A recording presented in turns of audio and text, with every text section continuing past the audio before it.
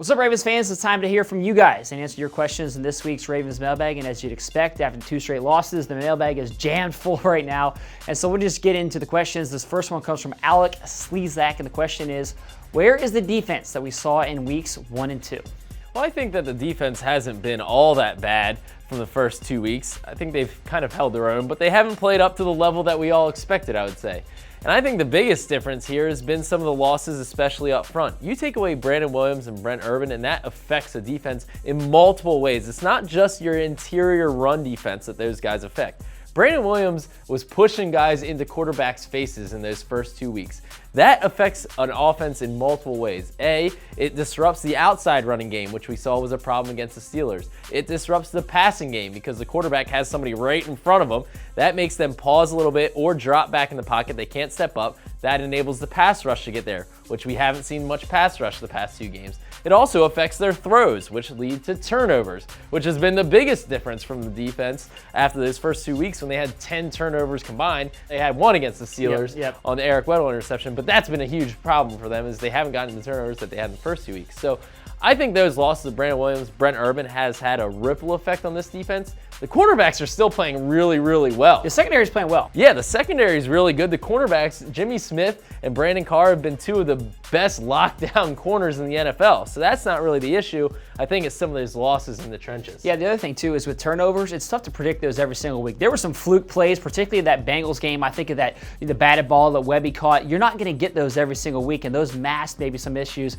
that we're seeing now. Well, some of those are from that pass rush right up the middle. I mean, some of those guys getting hands up in the middle, Terrell Suggs, you don't have as much of that pressure right up the gut. I don't think they're ever going to get 5 turnovers a game. That's not going to happen consistently. Well, not consistently. They will get that. They're not going to get consistently that like we saw the first 2 weeks. Yes. All right, next question. This one comes from Jay Wills 2994, and the question is, what's more concerning after these 2 losses, the offense or the defense? Well, we just spent a lot of time talking about the defense, so I'll flip it over and get equal opportunity here to the offense. I think the offense has been an issue so far. It's been the case throughout the entire first month of the season. They haven't been able to get any sort of rhythm. What we saw in the first couple weeks is that they were able to run the ball consistently and then rely on those big plays from the defense and all those turnovers. But we haven't seen this offense be able to move the ball consistently down the field, really at any game. The Browns game was the best example of that, but it's not like they went and put 40 points up against the Cleveland Browns. So I think right now it's still the offense, and they've had some significant injuries at key positions. We've seen how different this offensive line looks without Marshall Yanda out there. They're not playing with Alex Lewis, obviously. They don't have Danny Woodhead. So they've got issues along the offensive line, and I don't know that it's a quick fix. Right. We already knew that the offense was probably going to be the weaker of the 2 units going into the season, and the offensive line specifically was the unit that you looked at and you said, well, there's not a lot of depth there. Now when you lose your best player on offense, and specifically the offensive line, that makes a big difference. So yeah, I think the offense right now is trying to hold up its end of the bargain, and it's struggling to do so. Yep. Our last question comes from Devin Christie, and the question is, will we make any adjustments on the offensive line? When Flacco had time, he started to get a rhythm and make better throws. We answered kind of a similar question to this last week, and I stand by that answer. No, I don't think the Ravens are going to make any significant adjustments on their offensive line. Right now, they're still kind of in between Matt Skura and Jermaine Illuminor as who's going to get the most snaps at right guard. But other than that, there's no magic free agent that's going to come in here and solve all the Ravens' problems on the offensive line.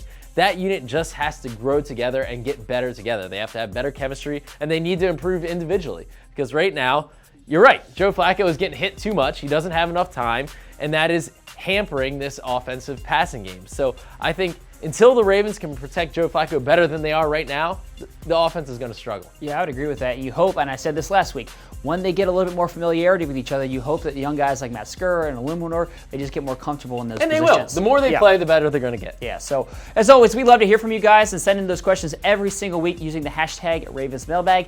Thanks for watching and have a great rest of your day.